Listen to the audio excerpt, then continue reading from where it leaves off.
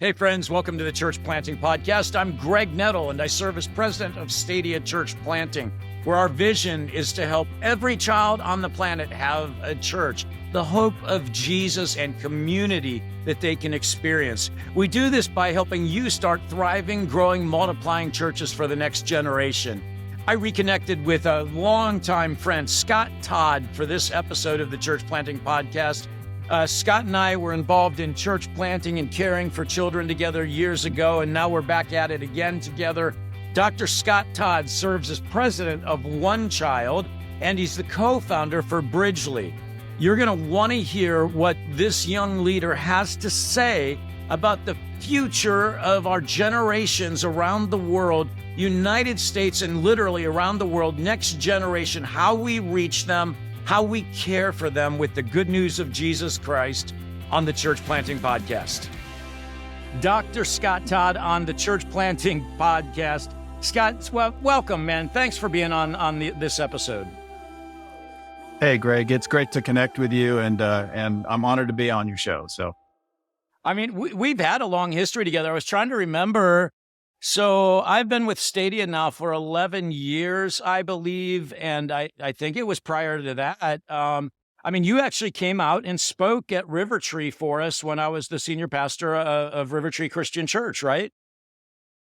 that's right. Yeah, I remember meeting you and seeing your passion for reaching kids and for the church and just being inspired by that. You know what I remember, Greg, is you had me over to your house for dinner, and you had this little bowl of habaneros on your table, and you were just popping them down like peanuts. And I thought, oh, those can't be that bad. So I put one in my mouth. And the next thing I know, I'm like spending a day trying to get my tongue back. It was so Sorry about So yeah, I remember Greg Nettle.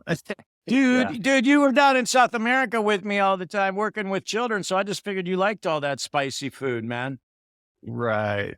That's yeah. Hey, okay. So we got our start together working with Compassion International, and then I moved on to Stadia Church Planting, where our vision, as you know, is for every child on the planet to have a church. So we've kept that focus, laser, beam focus on the next generation. What's the update? What have you been doing these last years? Well, on the same mission, really. It's all about reaching kids in hard places and recognizing that the role of the church as a local community of disciples, gathered together to demonstrate and proclaim the love of God in that context, that is the strategy that Jesus launched, and that's the strategy we're going to come alongside of. And so it's super, it's not only aligned with biblical mandate and God's heart, it's also strategic, which of course should make sense. So yeah, you and I have both been at it in our different ways and places over the last couple decades, really. And it's needed now more than ever. That's the status of it. Okay, you're leading an organization now. You're entrepreneurial. You're starting other things up. Tell us about your organization and what you've got going on. Yeah. So when I left Compassion, we had the opportunity with a smaller organization called One Child to do some of those really pioneering things that take just a little more agility, a little more flexibility, and frankly, a little more courage to go to hard places. So One Child partners with local churches around the world, and we strengthen their capacity to minister to kids at risk and do that holistic child development program. A lot of similarity to Compassion, but I would say really granting a lot more local ownership and freedom to contextualize what that program looks like. But the big thing that we're working on is a new platform called Bridgeley, and Bridgeley has allowed us to launch new partnerships in contexts where we don't have to have a field office, and we can allow a lot higher percentage of that sponsored dollar to get through to that local, we call it a Hope Center. So the church that's hosting that child development program, we call that a Hope Center. And using the Bridgeley platform, we get great supporter experience, we get better child experience and more resource going through to really equip the people that we call child champions. So the child champion is that local teacher, coach, youth pastor, mentor, social worker, whoever it is that has a trusting relationship with the child. We want that person equipped and encouraged as they minister to kids because they are the program. We have a saying, people are the program. So our entire program model is summed up as we serve the champion so the child may thrive. Oh, we serve the champions so the child may thrive. Okay, I want to come back, man. So there's so many things to unpack here. So Bridgeley, the Stadia team's taking a look at that right now because we love the idea of the platform. Todd, Scott, let's just talk about how much is technology transforming the way we're able to care for children these days? Not as much as it should be. I'll be honest. I think technology could be used to shorten the distance between supporter communities in one culture and frontline communities in another culture. And there's probably there are reasons why it hasn't been adopted for what it can do, but those aren't really good reasons. They're more institutional protection, to be honest. So a lot of the organizations that created bridges between countries like the U.S. and churches overseas, such as Bolivia, are designed around 20th century thinking. And so platform revolutions have taken place. They've disrupted the business sector in so many ways, but those international nonprofits are reluctant to adopt it for whatever reasons. It could be fear that transparency might not go well. It could be that there's a release of control. It could be that actually there are people whose jobs are to be on that bridge, and that's very disruptive to the organization, whatever it might be. But we believe it's time for an entirely new era of kingdom collaboration. We believe that a platform that allows direct, healthy keyword, intercultural relationships has the power to transform lives on both sides of the bridge. And we already know that it's happening. Churches everywhere are connecting with churches everywhere, but they don't have a good environment for that to be secure in sensitive contexts, to move money, to support local work, and to really build that on good pillars of transformational development, not just accelerating the bad practices of the past. Technology is neutral. It could accelerate the good or the bad. But I think we've all learned a lot about how do you work cross-culturally with a developmental mindset, empowering local leadership, coming alongside of local equity and initiative, and unleashing what God is doing in that community, but still allowing the role of generosity to put fuel to that fire. Okay, so my daughter Tabitha, who you've met, sponsored her first child when she was 11 years old. Now, here was the deal, though. It's been a fabulous experience for our family and for our children, largely because I travel to where we're, launching new churches in difficult places. And so Tabitha has traveled with me into South America 3 times. She got to meet the children. Now it's children that she sponsored. But most children aren't going to have that opportunity. Their dad doesn't lead a church planting organization.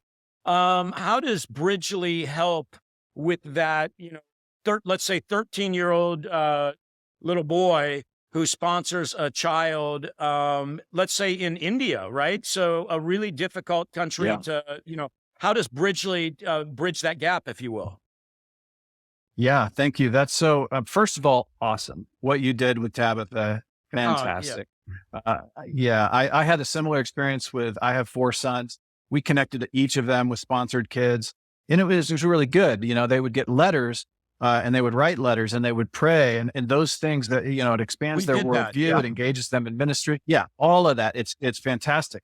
The thing is that those ways of communicating are just archaic, and that's not how the next generation communicates. It's all, you know how it is. And so the opportunity there is to share a picture or send a message much more quickly. So you can say, I'm praying for you, and you can get a response instead of waiting 3 months for a letter to be on some slow boat, And so now that's possible. And that's exactly what Bridgeley does. Bridgeley will help parents to connect their kids to kids overseas in ways that meet 21st century child sponsorship.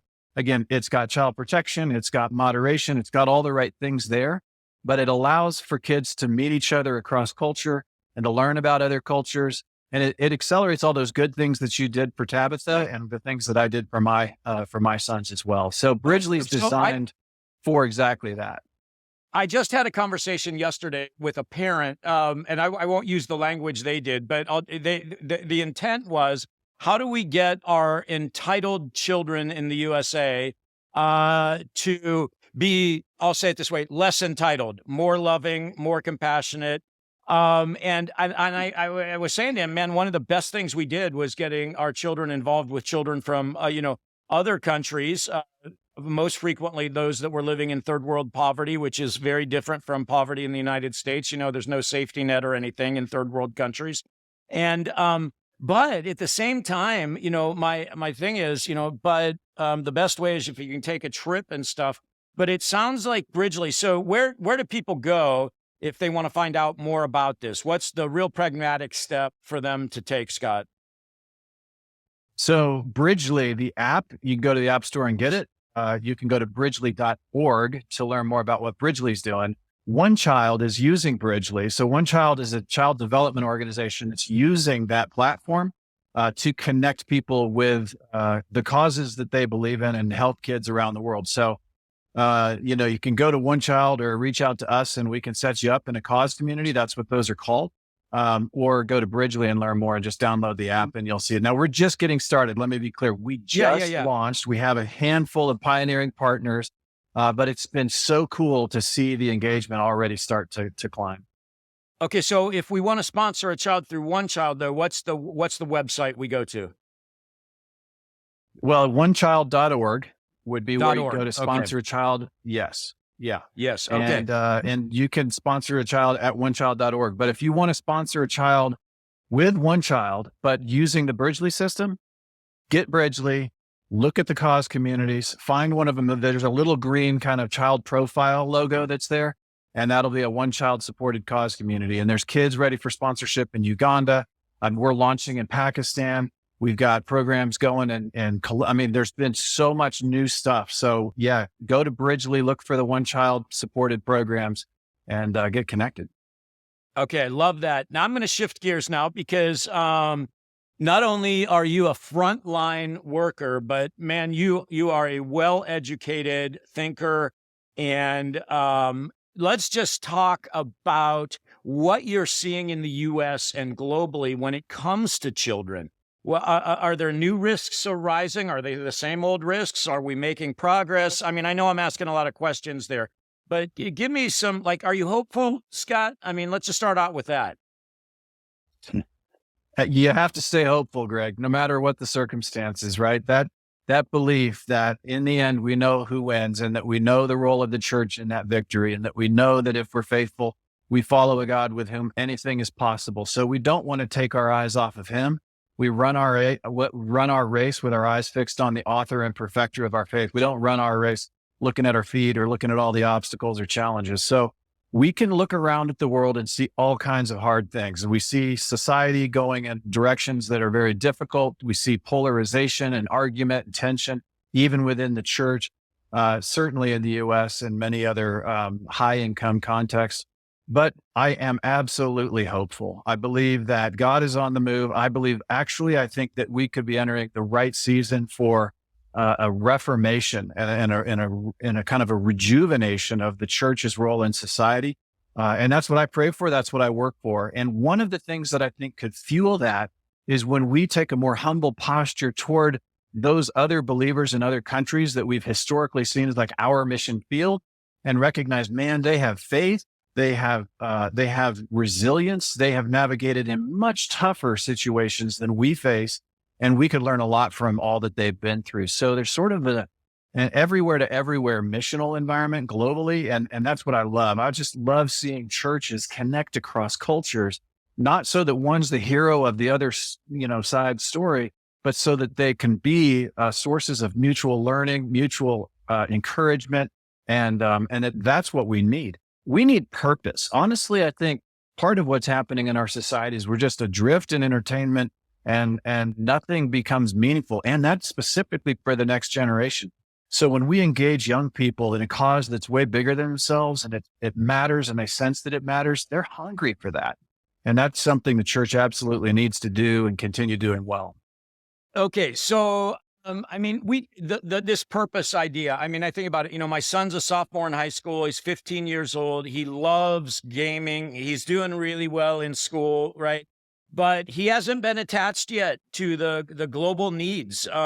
He hasn't, because of the pandemic, he hasn't been able to travel with me internationally yet and so forth. And so I really am hungry, Scott, to get him connected to a child, a community, a church overseas where we can see how he can purposefully use some of his money, purposefully encourage children and learn their culture. But I want to come back to this posture of learning, right? There's so much about what I'll call kingdom diversity these days.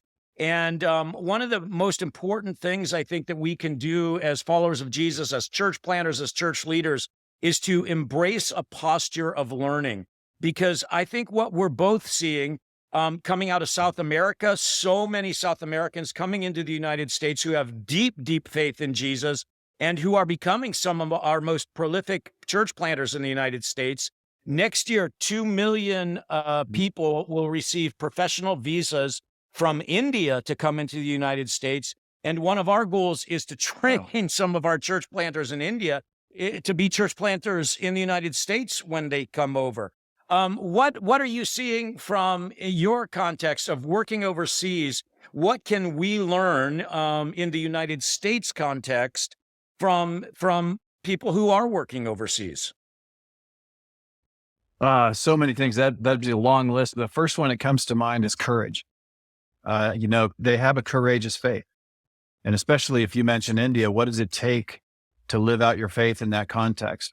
Places like Pakistan, places like Myanmar, Christian communities in Myanmar are being bombed by, Yep. so, Yep. so there's a courage that we could witness their boldness, and say, I need that. I need to live my faith out in a bolder way with greater courage. And that's just one thing, but there's so much, and humility, what it takes to live in the Middle East as a believer alongside other believers that may be of different streams of the Christian faith, and how they have unity across those boundaries instead of division, like we can sometimes see in the US. So there's a long list of things, but I think the fundamental thing is what you said, the posture of learning, the idea that I can grow, and here's a brother or sister that I can admire and I can imitate.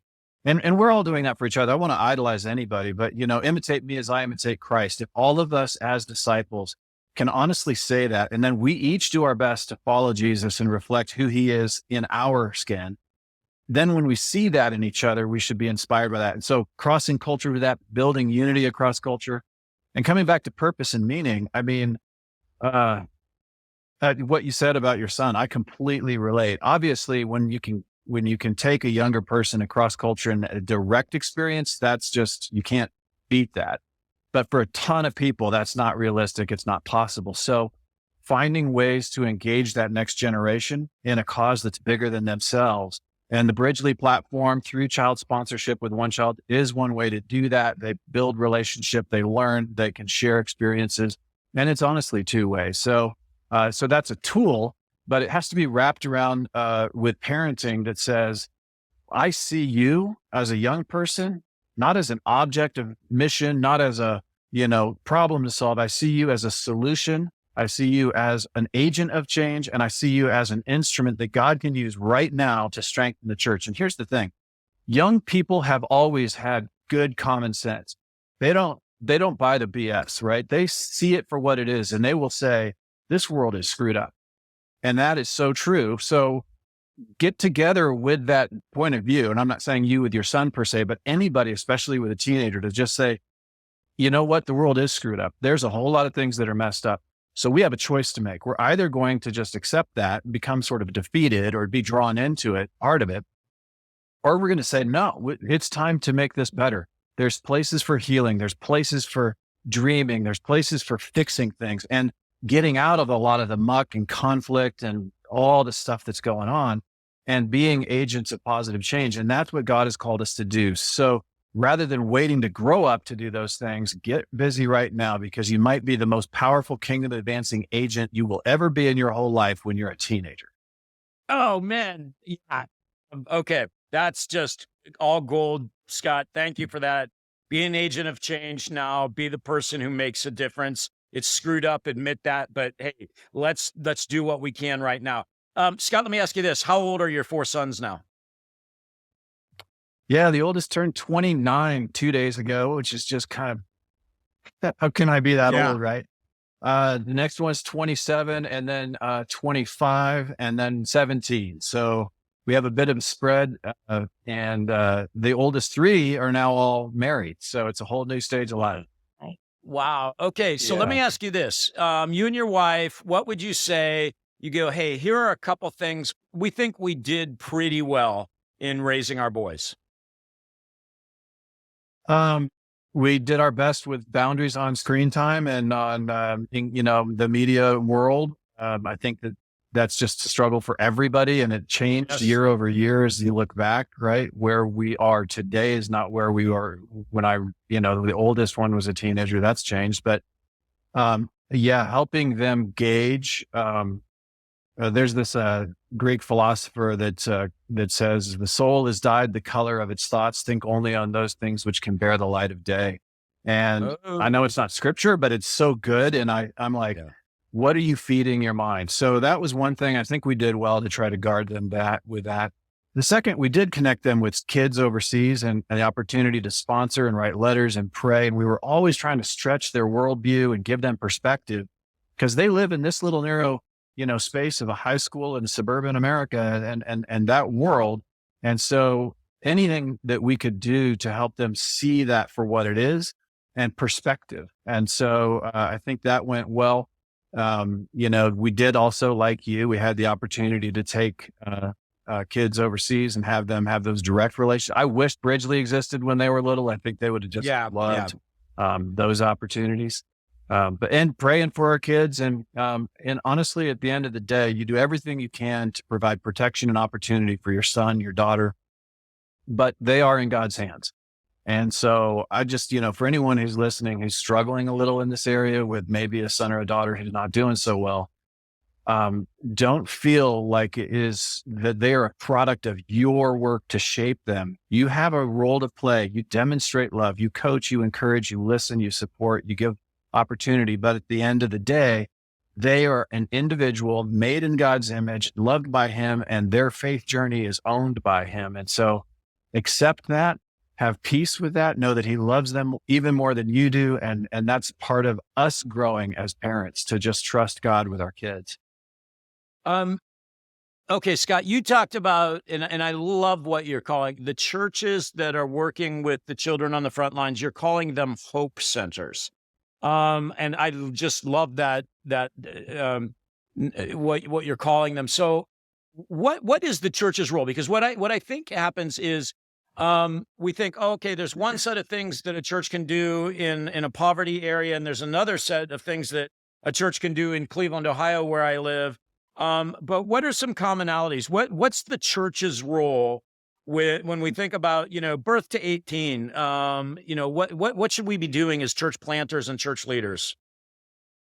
Well, the church's role, in my opinion, is very simple: make disciples. That's what we do. So we are a community of disciples gathered in the ecclesia, the gathering of believers who make disciples. And so we want to bring people who are far from Christ to Christ. And we do that not just by our teaching, but by how we live, right? We know that's Jesus's way of making disciples. So this is a Holy Spirit empowered community of believers living out their faith together on that discipleship journey together, who through the radiance of his presence in us, the truth that we speak, the preaching of the word, those things alongside of the demonstrated evidence of that transformation in our own lives, that becomes magnetic, and that is drawing others into that community of faith on their journey of becoming disciples. So we're a community of disciples who make disciples. When you then say, well, how should we focus our energy? It would be foolish to overlook this simple fact that 70 to 80% of us who make a lifelong commitment to follow Jesus do it during childhood and adolescence. And so if you want to be strategic about reaching your community, focus on those younger people for a lot of reasons, but one of them is just the math of that is the most ready to harvest field that there is. They are the ones who respond. But I said earlier, don't see them as objects of mission in that sense alone. See them also as agents of mission, meaning the most influential voices in those teenagers' lives are other teenagers. And so when you reach a teenager and they get on fire, and that can be for good or bad, right? We call it peer pressure, but it can be for good. So when you unlock the role of a young person, not just as an object of mission, but as an agent, a voice of influence within their peer, that is the most strategic way to reach that group of peers. So you see kids for their potential, they're loved by God, they're beautiful, they're gifts from God, all that. But then you say, wow, it's strategic to reach them for the kingdom. They're the most responsive, and they are the ones who, when deployed among their peers, they build the next generation of the church. That's where your future leaders are. And we have to have that kind of 10-year horizon on our church plans to know that. And then there's one more thing I'd add to this, and it is that when you demonstrate love for a kid, guess who you opened a conversation with? Their parents. So if you want to reach families, demonstrate love to their kids. Okay, friends, you can see why I love Scott Todd so much and the work he's doing. Scott, so what I'm hearing, just need you to affirm this. Right away, like I'm going, what do I do after I get off this podcast, listening to this, whatever you're doing right now, is I go to the App Store, I download Bridgeley, and then I get on Bridgeley and check out the ways that I can maybe sponsor a child through one church and get involved in a Hope Center so my kids can get involved, kind of face-to-face and one-on-one and writing letters and praying for kids. Does that sound right? That's absolutely great. Let me add one thing, and that is that if you're involved in church leadership and you want to form a partnership with One Child, go to the onechild.org, look at partnership, and then contact us. And here's the awesome thing about what we're building now with partnership. First of all, if you've ever been called to partner with an international NGO and then later you're like, I don't think that was partnership. That didn't feel like partnership. Let me tell you, this is authentic, mutual partnership. There's flexibility, there's customization. You own your ministry, and we genuinely serve that vision. Second, if you have existing intercultural relationships where you're helping kids overseas, we can support that. We're not here to try to get church leaders to go be a marketing channel for our thing. We're here to say church leaders have that vision. They have those relationships, and we want to come alongside, strengthen their capabilities to reach the next generation everywhere in the world. So if you're involved in church leadership, I go to onechild.org, select partnership, and contact us. We'd love to talk to you about partnership, a real partnership. Or if you just want to download Bridgeley and sponsor a kid, that's fantastic as well. But keep in mind, Bridgeley's brand new. We had a lot of positive things coming in the future here. Scott Todd, thanks for being on the Church Planting Podcast. Always a pleasure, my friend. Thanks, Greg. Great to be on mission together with you. Thanks for listening to the Church Planting Podcast. The Church Planting Podcast is part of the Stadia Podcast Network. To find more great episodes and to see how Stadia can help you start thriving, growing, multiplying churches for the next generation, be sure to check out stadia.org/podcasts.